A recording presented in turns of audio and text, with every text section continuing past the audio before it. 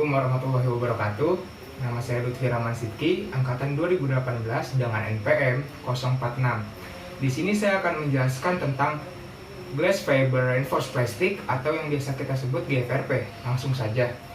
Apa itu GFRP? GFRP merupakan salah satu bahan yang sering kita sebutkan dengan sebutan fiberglass. Fiberglass merupakan bahan yang diproduksi dengan menggabungkan filamen kaca yang berdiameter sangat tipis. Dan diameternya biasanya 0,005 mm sampai 0,01 mm. Dan biasanya fiberglass ini dikombinasikan dengan resin atau polyester. Nah, pada saat ini fiberglass atau GFRP ini sangat diminati oleh berbagai bidang di dunia ini. Di antaranya yaitu kedirgantaraan, kelautan, otomotif, minyak dan gas, dan lain sebagainya. Awal mula para komersil ini menggunakan bahan GFRP ini pada tahun 1940-an, yang dimana pada saat itu industri angkatan laut sangat ingin memakai bahan ini untuk kepentingannya. Dan pada tahun 1960-an, dengan kombinasi bahan dan produksi rendah serta ingin memajukan fabrikasi member, nah terbitlah produksi polimer ekonomis yang dipakai sampai saat ini.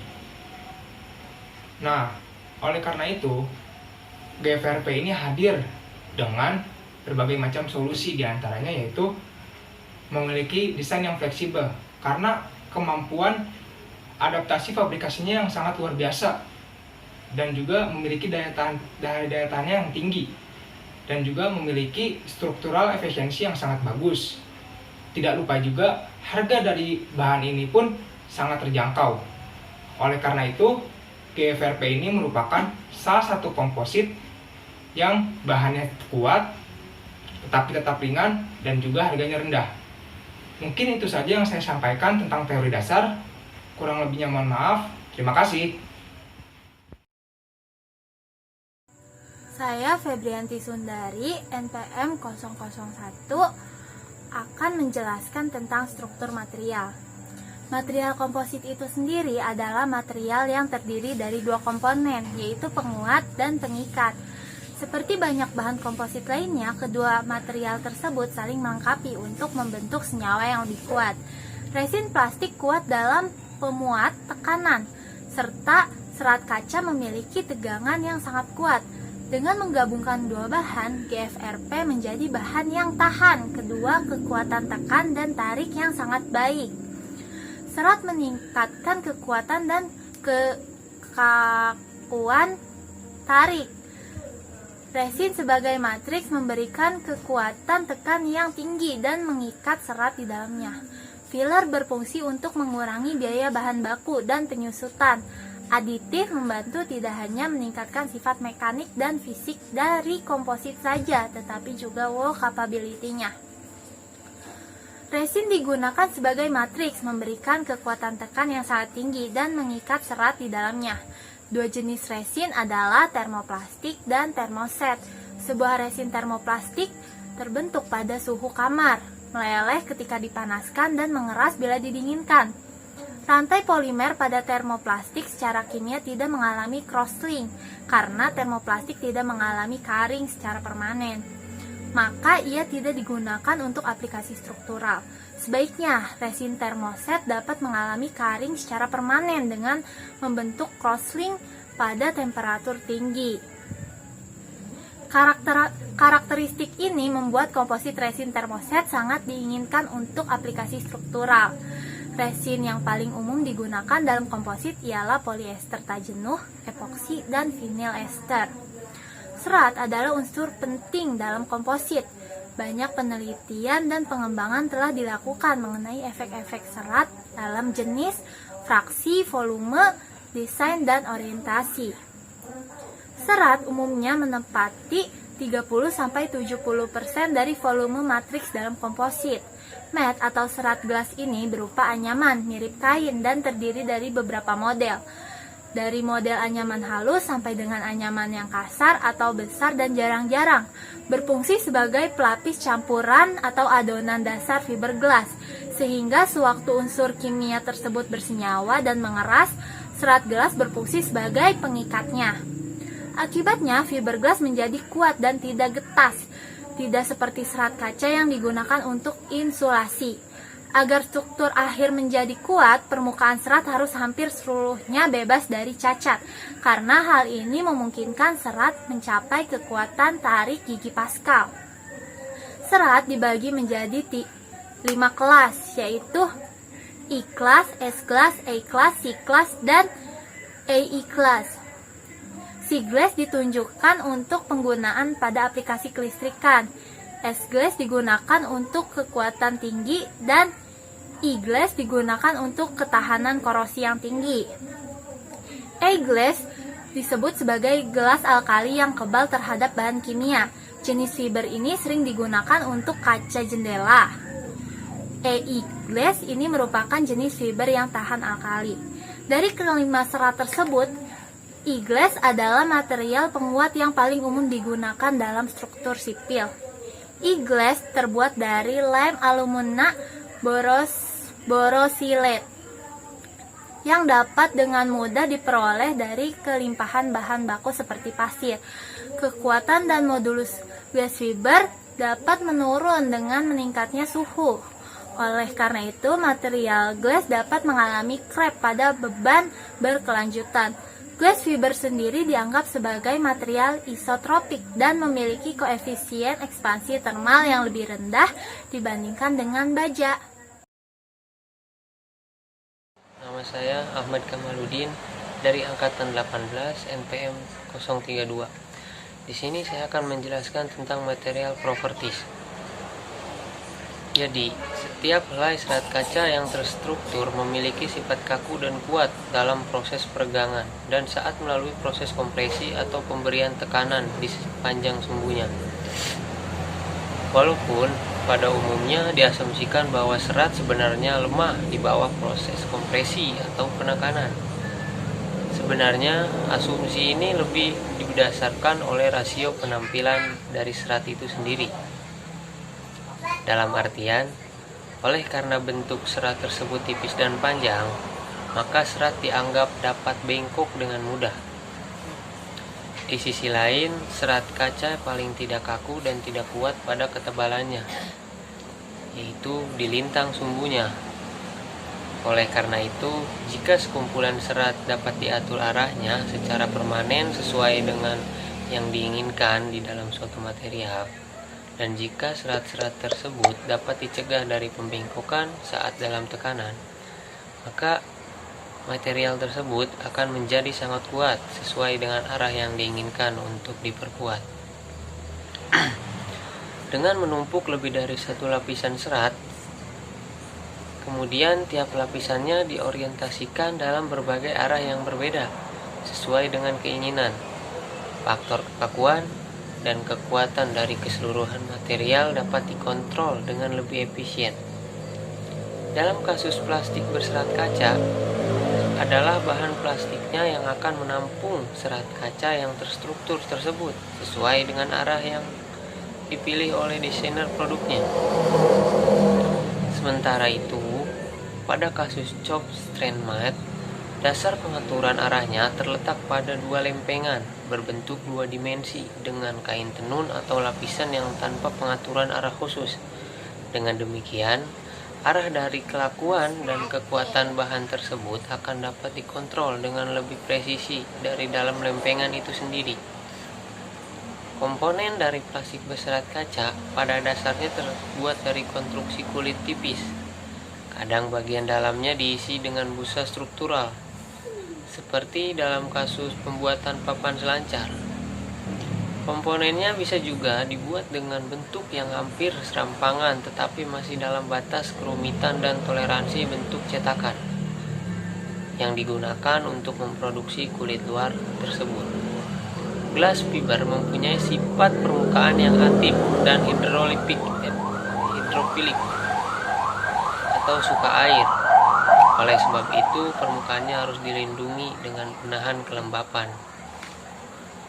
Terima kasih. Sebelum saya melanjutkan penjelasan mengenai glass fiber reinforced plastik, saya akan memperkenalkan diri saya terlebih dahulu. Perkenalkan, nama saya Karna Herudin, Angkatan 2018, Teknik Mesin, Universitas Singapura Bangsa Karawang. NPM saya 18106311500040. Baik, saya akan lanjutkan penjelasan mengenai glass fiber reinforced plastik. Penjelasan selanjutnya yaitu tentang proses manufaktur. Proses pembuatan komponen berbahan fiberglass yaitu ada 3. Yang pertama, filament winding, yang kedua, hand layup, yang ketiga, spray layup. Yang pertama, filament winding. Proses ini biasa digunakan untuk membuat produk-produk yang berbentuk silinder dengan arah serat tertentu. Proses ini biasa digunakan dengan cara memutarkan cetakan bersamaan dengan menarik serat yang sudah dibasahi dengan resin. Proses ini biasa menggunakan fiberglass dengan jenis continuous roving. Yang kedua, hand layup. Hand layup merupakan proses fabrikasi fiberglass yang paling sederhana dan paling banyak digunakan di kalangan industri menengah ke bawah. Proses ini dilakukan dengan cara meratakan fiberglass dengan jenis woven roofing atau chopped strain mat yang dibasahi dengan resin cair, kemudian dimasukkan ke dalam cetakan secara manual menggunakan tangan. Yang kedua, spray layup. Proses fabrikasi yang banyak digunakan di industri kapal dan perahu yaitu spray layup. Resin dan fiberglass dalam bentuk chopped strain mat dicampur dan disemprotkan ke cetakan kemudian diratakan menggunakan tangan, pada umumnya menggunakan alat bantu berupa roller. Sebelum menjadi chopped strain mat, fiberglass sebelumnya berbentuk continuous roofing yang sudah dipotong oleh alat sprayer. Proses ini dapat dilakukan untuk membuat bentuk-bentuk yang kompleks dan banyak lengkung. Yang sulit dilakukan pada proses hand layup biasa karena fiberglass jenis woven roofing dan chopped strain mat memiliki keterbatasan untuk cetakan dengan kurva-kurva yang kompleks. Sekian dari saya, terima kasih.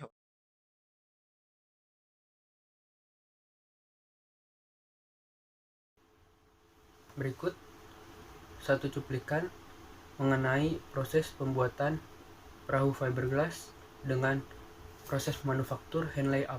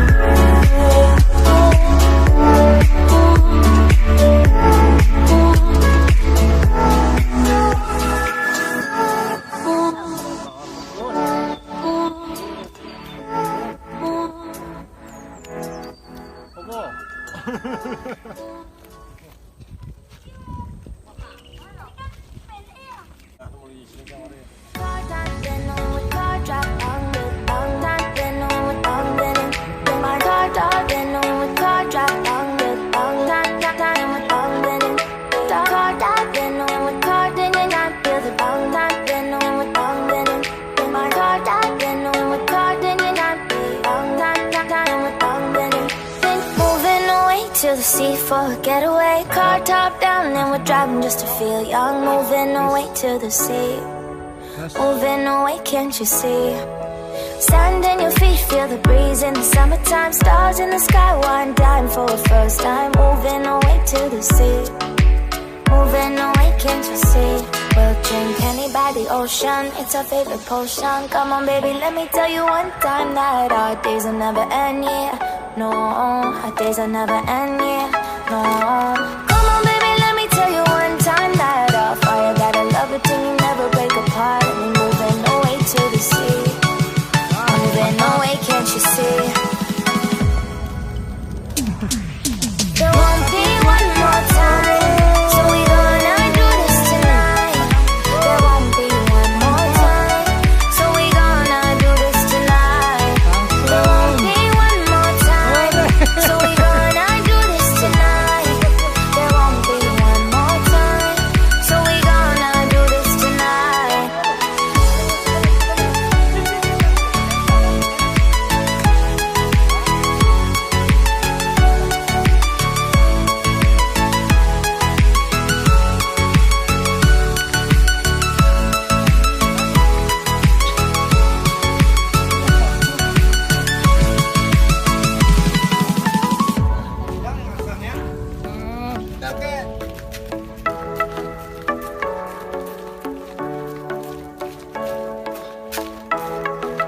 Get off your seat, clap your hands to the beat. Grab your champagne glass tonight. We toast to freedom in the Caribbean, yeah, in the Caribbean, yeah. Dan, dan, dan, smoke, smoke, smoke. Fire it up, let our lanterns paint the night sky red. Paint the night sky red, yeah, yeah. We'll drink honey by the ocean, it's our favorite potion. Come on baby, let me tell you one time that our days will never end, yeah. No, our days will never end, yeah. No, come on baby, let me tell you one time that our fire got a love it till you never break apart. We're moving away to the sea, moving away, can't you see? There won't be one more time, so we gonna do this tonight. There won't be one more time, so we gonna do this tonight. There won't be one more time, so we gonna do this tonight. There won't be one more time, so we gonna do this tonight.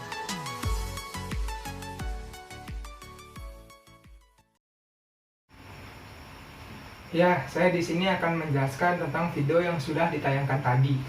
Di mana video yang tadi ditayangkan itu terlihat bahwa nelayan di Indonesia ini sudah banyak menggunakan bahan GFRP. Mereka sudah menggunakan bahan ini untuk membuat kapalnya untuk pergi berlayar dan mencari ikan. Di video yang tadi ditayangkan, kita bisa lihat di mana para nelayan itu membuat kapal. Dari awal dia membeli bahannya sampai melakukan finishing. Nah, hal pertama setelah membeli bahannya, kalau kita lihat video yang tadi sudah ditayangkan, hal pertama itu melapisi sisi cetakan dengan plastik. Lalu lapisan keduanya itu melapisi dengan fiber dengan diolesi oleh resin atau polyester. Dan seterusnya lapisan ketiga, keempat, dan sampai lapisan yang ingin ditentukan oleh si nelayan tersebut. Setelah melakukan dan sudah puas dengan hasil lapisannya dan ketebalannya, ditunggu sampai kering, sampai si bahan ini pun tercetak dan tidak basah lagi. Saat itu ketika sudah kering, bahan tersebut kita lepaskan dari cetakan, lalu kita rapikan dan di finishing menjadi kapal yang bisa digunakan untuk berlayar mencari ikan di laut lepas. Mungkin itu saja yang bisa saya sampaikan untuk penjelasan video yang tadi ditayangkan. Kurang lebihnya mohon maaf. Terima kasih. Perkenalkan, nama saya Gali Putra Baskara, angkatan 18, NPM 39. Di sini saya akan menjelaskan tentang proses pengujian GFRP atau Glass Fiber Reinforced Polymer. Nah, pada proses pengujian ini dibagi menjadi dua tes. Yang pertama adalah tensile test dan yang kedua adalah flexural test. Nah, kita mulai dari yang pertama yaitu tensile test. Tensile test itu dengan menganalisis hasil uji tarik untuk komposit kaca eksposi yang berbeda, diketahui bahwa tidak ada peningkatan yang signifikan pada kekuatan tarik dengan dispersi bahan pengisi. Dalam beberapa penelitian terlihat jelas bahwa komposit tanpa filter memiliki kuat tarik maksimum. Nah, yang kedua adalah flexural test. Flexural test itu komposit eksposi yang diperkuat serat glass dengan flash memberikan kekuatan lentur maksimum, sedangkan laminasi tanpa pengisi menunjukkan kekuatan lentur yang rendah. Dalam beberapa penelitian, membuahkan hasil peningkatan yang signifikan pada kekuatan lentur dengan penambahan filter pada material matriks. Perkenalkan, nama saya Muhammad Fadli Rahman, angkatan 2018, NPM 026. Setelah semuanya sudah dijelaskan oleh rekan-rekan saya, di sini saya akan menyebutkan beberapa macam produk yang terbuat dari GFRP itu sendiri. Adapun berbagai aplikasi produk yang berbahan dasar dari glass fiber reinforced plastik dengan manufaktur yang bermacam-macam. Contohnya yaitu atap gelombang fiberglass dan wahana air fiberglass. Begitu juga dengan produk dengan lingkungan yang ekstrim seperti septic tank fiberglass, perahu fiberglass, storage tank fiberglass, dan tangki air fiberglass. Selain itu, fiberglass juga diperlukan untuk produk dengan kebutuhan performa yang tinggi, seperti turbin angin fiberglass dan pesawat terbang ringan yang dikombinasikan dengan serat karbon.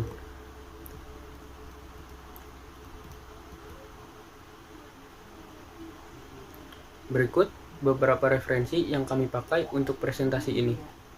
Dapat kita tarik kesimpulan, pada presentasi kali ini, saat ini sudah sangat banyak perkembangan dalam teknologi komposit.